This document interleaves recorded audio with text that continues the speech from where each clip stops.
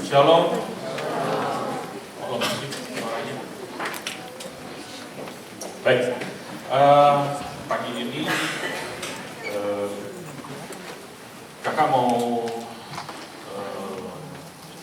sharingkan sesuatu ya tentang bagaimana kita bisa menentukan tujuan dan prioritas hidup kita dalam Tuhan. Mari kita buka Alkitab kita di Amsal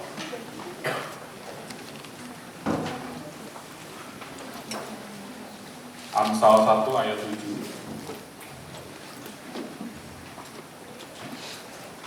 Amsal 1 ayat 7.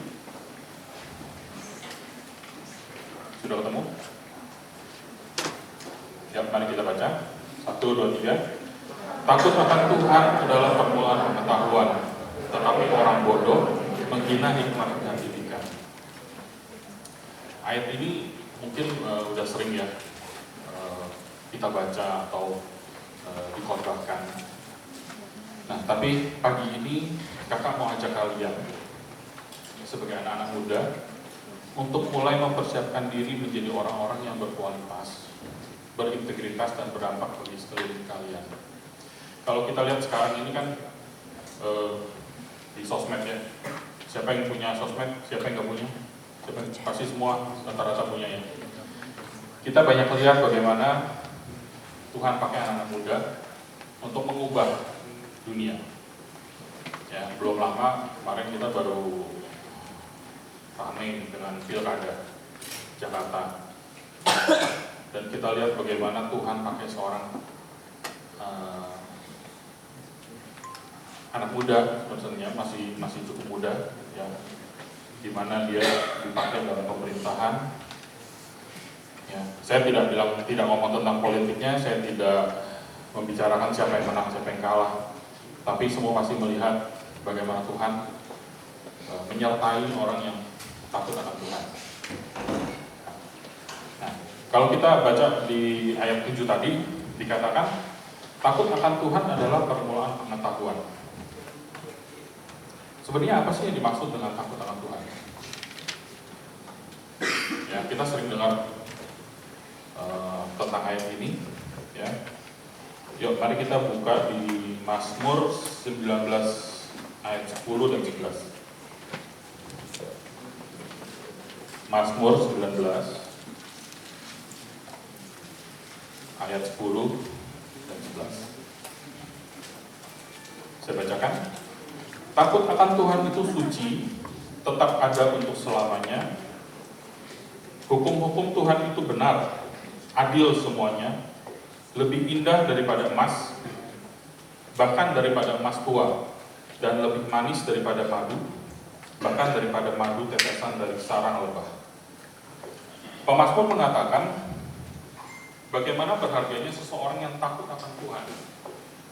Ya, itu suci, lebih dari emas, lebih manis dari madu, bahkan daripada madu tetesan sarang. Ingat satu hal, ya, bahwa Tuhan itu menghargai orang-orang yang takut akan Dia.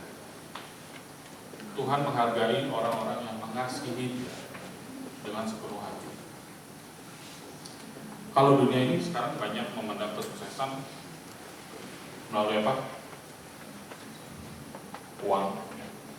Ya, berapa banyak uang yang didapat, yang dipunyai, lalu jabatan, ya, kekuasaan. Itu semua yang dicari dunia. Ya, semua orang mencari itu, ya, karena apa? Dengan semua itu dia punya kuasa, dia punya power. Nah, tapi semua itu nggak ada artinya di mata Tuhan. Tuhan lebih cari apa? Dia lebih cari orang-orang yang mengasihi Tuhan, takut akan Dia, berani hidup kudus, ya, dan seorang yang menjadi penyembah yang benar. Seperti di Yohanes 4 ayat 23 itu dikatakan, tetapi saatnya akan datang dan sudah tiba sekarang, bahwa penyembah-penyembah benar akan menyembah Bapa dalam roh dan kebenaran. Sebab Bapa menghendaki penyembah-penyembah demikian. Di situ tidak dikatakan bahwa Bapa atau Tuhan mencari orang-orang kaya, punya jabatan, punya aset yang banyak. Tidak. Tapi Tuhan mencari penyembah-penyembah yang benar. Tidak kebetulan kita ini di wadah gereja yang DNA-nya pujian penyembahan. Ya, jadi gembala pembina kita Pak Niko itu 27 masuk ke 28 tahun ya tahun ini dia mengembalakan gereja kita ini. Dari pertama sampai hari ini tidak berubah, merestorasi pondok daun, yaitu merestorasi pujian penyembahan. Sesuai dengan firman Tuhan, kita ini diminta untuk menjadi penyembah-penyembah yang benar. Nah, gimana caranya? Pasti adik-adik semua kan sekolah, SMP, SMA ya. Ada yang SD? SD? Oke, SD, SMP, TK nggak ada kan? SMA, kuliah, bekerja. Siapa yang kerja? Udah? Bekerja. Oh, ini juga ya. Nah, dalam setiap keseharian kita, seringkali kita tuh lupa kalau Tuhan itu selalu ada bersama kita, menyertai kemanapun kita ada. Siapa yang setiap pagi saat teduh? Boleh angkat tangan?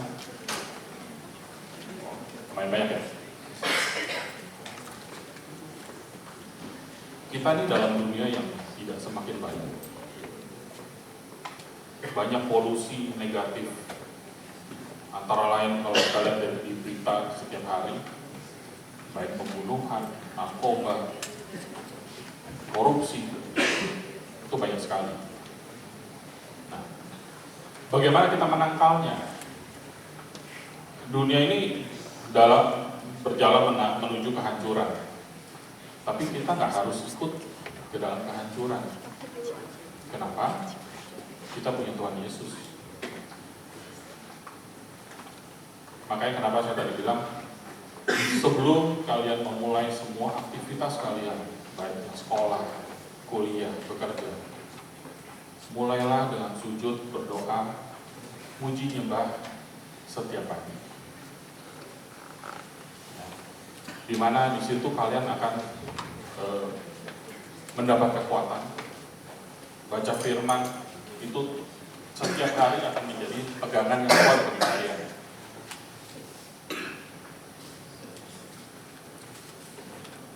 Oke, lanjut kembali ke Amsal tadi. Ayat 7 tuh, takut akan Tuhan adalah permulaan pengetahuan. Saya banyak merenungkan apa sih yang disebut dengan pengetahuan? Ada yang boleh jawab? Pengetahuan itu apa? Ilmu. Ya, siapa lagi?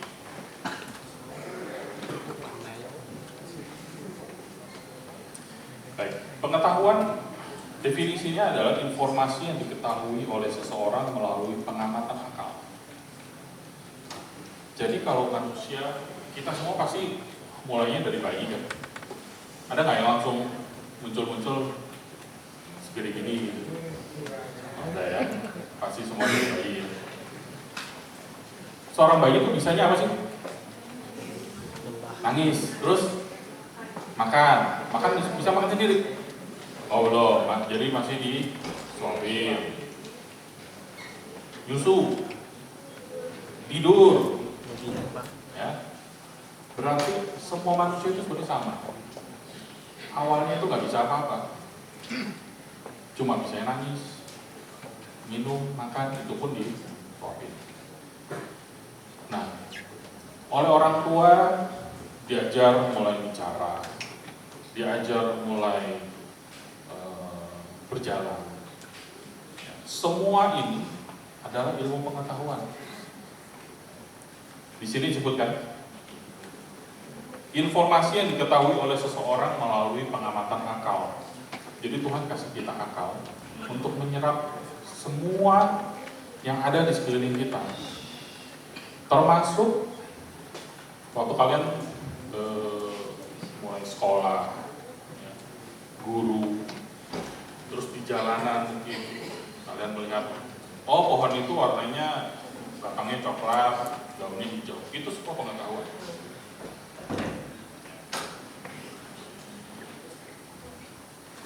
Sebab itu jangan kalian meremehkan pendidikan, sekolah, kuliah. Kakak sih harapkan semua bisa dapat nilai yang baik ya di sekolah. Amin. Ya. Kalau yang kurang baik, kejar. Karena gini, Tuhan taruh kita di sekolah, di tempat kuliah, tempat kerja, itu bukan suatu hal yang kebetulan. Banyak orang yang, aduh kenapa ya saya sekolahnya di sini, kenapa ya saya kuliahnya di sini, nggak sesuai nih dengan apa minat atau bakat. Tapi ingat, tidak ada sesuatu yang terjadi secara kebetulan. Ya, ini kakak yang belajar dari pengalaman hidup, dari mulai SD, SMP, kuliah, lalu mulai kerja. Nggak ada satupun kejadian yang tidak seizin Tuhan. Nah, tapi gini, satu hal yang kakak pelajari, kalian ini kan masih muda ya, benar ya, masih muda, ya, jalan kalian masih panjang. Jangan sampai kalian terputus dengan kehebohan dunia. Ini kakak ingatkan satu hal ini. Ya. Sekarang kan banyak ya kakak dengar tentang narkoba, seks bebas. Hati-hati, hati-hati. Makanya kenapa dari gembala pembina kita pun bilang kita harus setiap hari banyak doa, muji nyembah, dan baca firman Tuhan. Karena pada saatnya firman yang kalian baca itu akan mengingatkan, akan memberikan hikmat buat kita untuk menjadi lebih baik, untuk menangkal semua apa yang dunia ini sedang lakukan.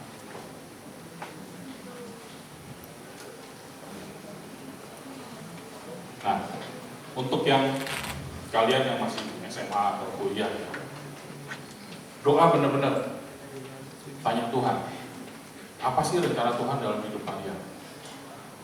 Banyak orang yang bekerja atau sekolah tidak sesuai dengan minatnya. Tapi ya, ada orang-orang yang juga mengejar apa yang menjadi minat dan bakatnya. Nah, saat ini kan boleh dibilang dunia informasi gampang sekali ya diakses. Nah, cobalah untuk memaksimalkan potensi talenta yang Tuhan sudah berikan pada kalian. Berapa banyak yang di sini sudah bekerja? Sedikit ya. Nah, untuk yang sudah bekerja, berkaryalah untuk memuliakan nama Tuhan. Berkaryalah kalian sesuai dengan kemampuan talenta yang Tuhan berikan. Karena apa? Banyak sekali orang-orang yang kerja ogah-ogahan, ya, males-malesan. Itu nggak memuliakan nama Tuhan. Jadi dimanapun kalian ditaruh, ya, kerjakan bagian kalian dengan sebaik-baiknya.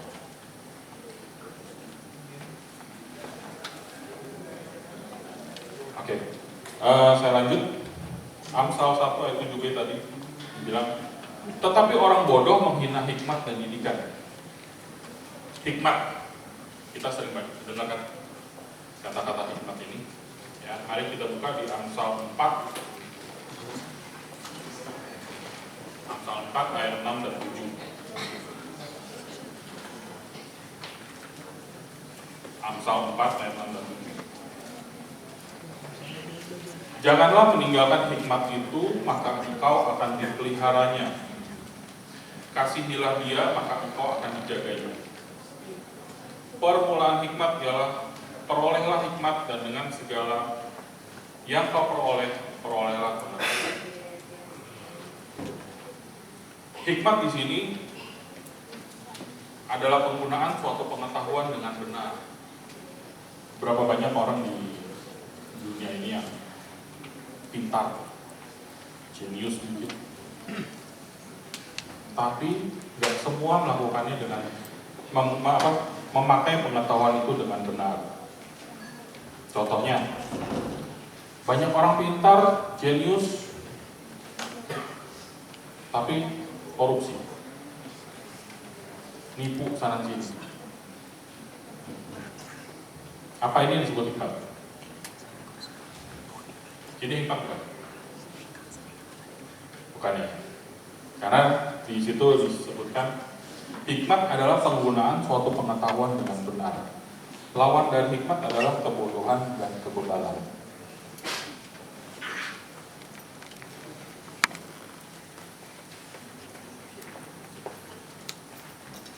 Kita nih tinggal di negara yang pasti kalian banyak dengar lah ya, tentang korupsi lah, tentang banyaklah kejahatan lain yang kakak nggak usah sebutkan satu persatu.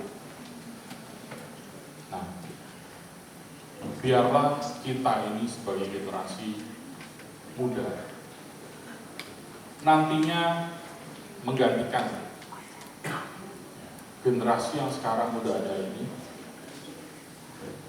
untuk membuat satu perubahan.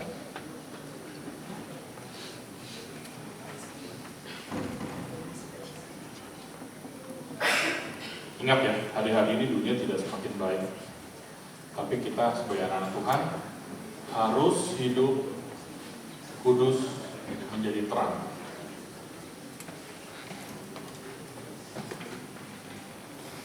Oke. Pernah nggak di sini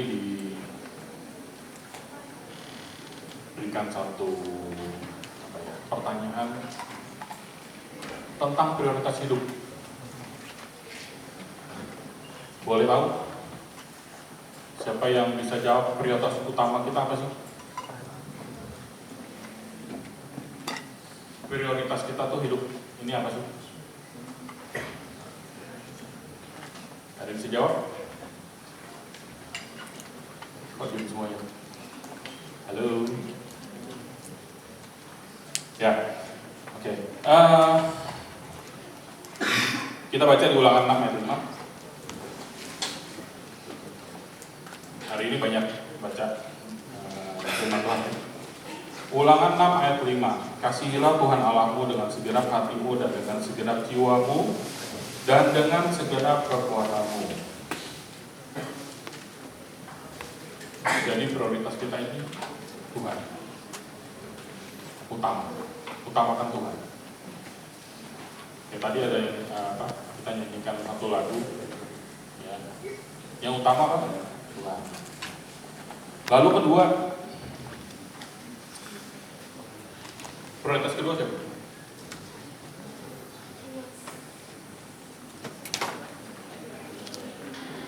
Apa kedua? Sesama. Ada yang lain?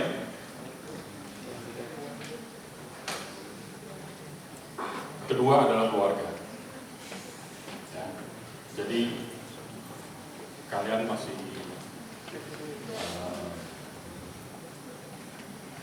muda, masih punya orang tua, hormatilah orang tua kalian, ya, karena orang tua adalah waktu Tuhan yang begini.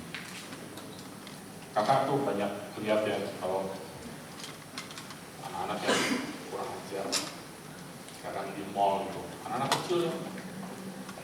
Tahu-tahu kalau ngambek bisa mukul-mukul, bisa nendang-nendang maminya. Bagus nggak itu? Nggak bagus ya. Jangan, ya, hormati.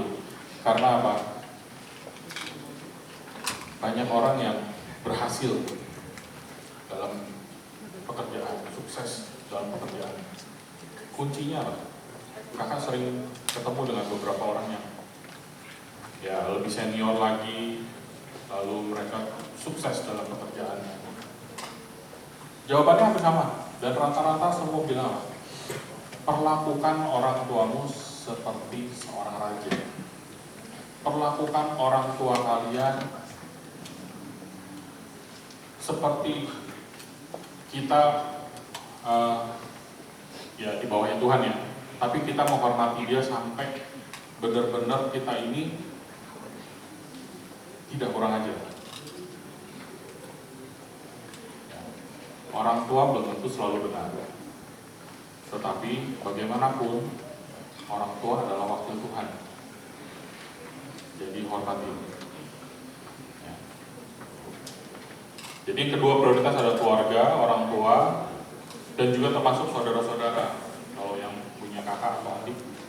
Ya. Ketiga, prioritasnya adalah sekolah atau pekerjaan.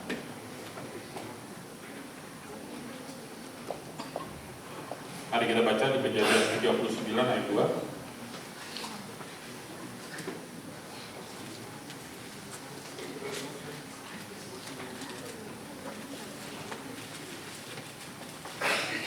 Kejadian 39 ayat 2. Tetapi Tuhan menyertai Yusuf sehingga ia menjadi seorang yang selalu berhasil dalam pekerjaannya.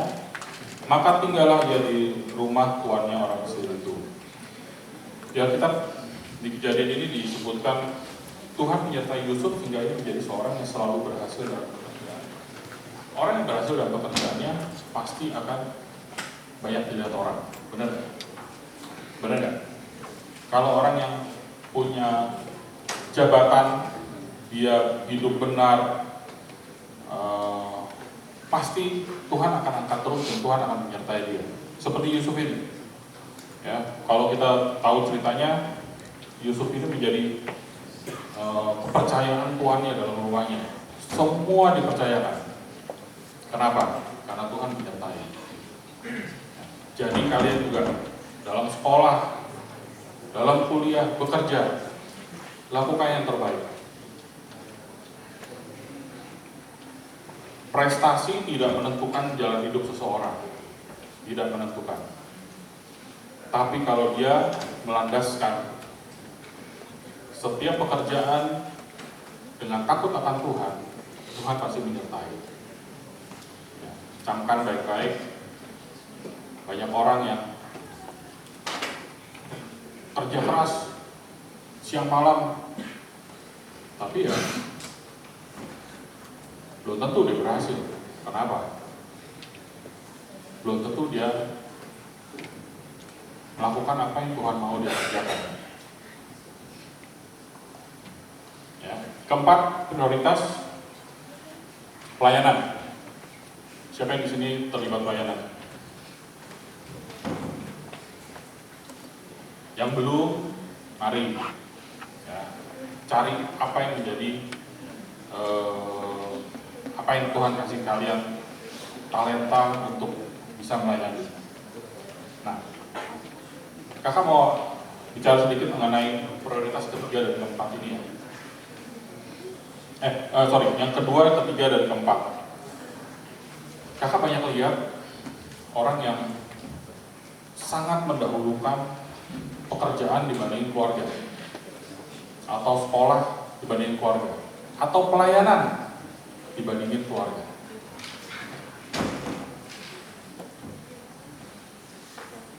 Adalah baik kalau kita dari muda udah mulai pelayanan ya. Kakak mulai pelayanan itu kira-kira umur 19, bergabung di gereja ini ya, sampai hari ini masih melayani. Tapi setiap yang kakak lewati, kakak melihat bahwa bagaimanapun keluarga harus didahulukan. Jangan dibalik. Pelayanan itu baik. Kita ini organisasi yang sudah cukup baik di GBI Induk Senayan ini. Ya. Tapi ingat, kalian harus dahulukan akan keluarga.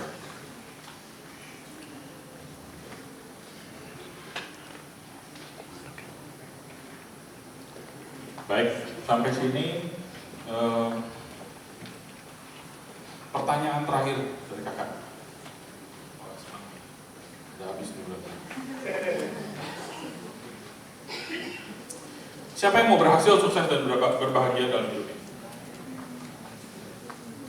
Oh, semua mau ya? Berarti pergunakan pengetahuan dengan benar.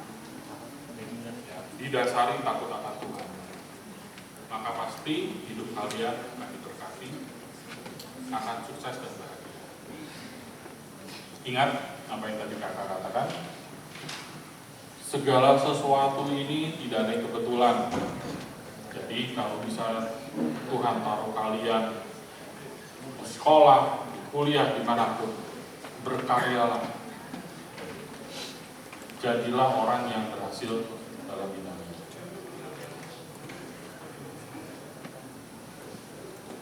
Oke?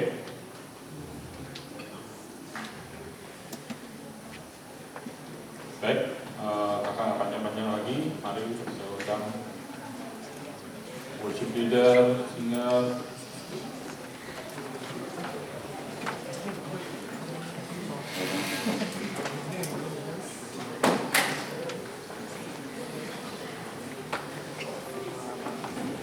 Yuk, mari kita bangkit berdiri.